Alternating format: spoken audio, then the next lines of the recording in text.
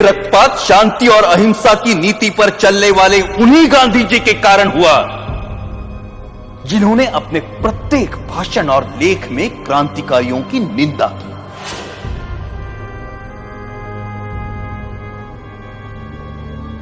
जब गांधी जी के प्रचंड विरोध के बावजूद भी मार्च 1931 के वार्षिक अधिवेशन में कांग्रेस ने भगत सिंह के साहस की प्रशंसा में प्रस्ताव पारित किया, तब गांधी जी अपनी इस पराजय को नहीं भूले और कुछ महीने भीतर जब मुंबई के गवर्नर पर गोली चली तो गांधी जी ने उसका कारण भगत सिंह की प्रशंसा में पारित इस प्रस्ताव को ही बताया।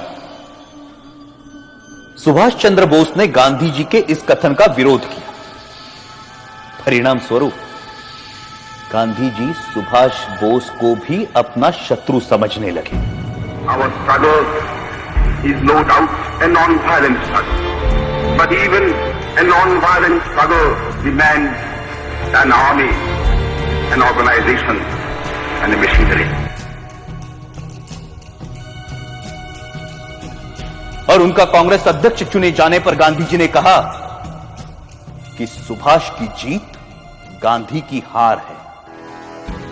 जब तक उन्हें कांग्रेस अध्यक्ष की गद्दी से नहीं उतारा गया तब तक उनका क्रोध शांत नहीं हुआ। जो लोग कहते हैं कि मात्र गांधी जी के परिश्रम से हमें आजादी मिली, वो एक झूठा इतिहास लिखना चाहते हैं। जब तक देशभक्त क्रांतिकारियों के बलिदान को अंधेरे में रखा जाएगा तब तक हमारी आने वाली पीढ़ियां इतिहास के सवेरे से वंचित रहेंगी। Order order. 1947 की सर्दियों में हिंदू मुस्लिम एकता के लिए गांधी जी ने जो आमरण अनशन रखा था, उसे तोड़ने के लिए जो पहली शर्त उन्होंने रखी थी वो ये थी कि दिल्ली की मस्जिदों में शरण लिए हुए हिंदू और सिख शरणार्थियों को मस्जिदों से बाहर निकाला जाए और मस्जिदें मुसलमानों को सौंप दी जाए। सरकार गांधी के अनशन के सामने घुटने टेकने पर मजबूर हुई और जिस दिन गांधी जी ने अनशन तोड़ा उस दिन वर्षा भी हो रही थी।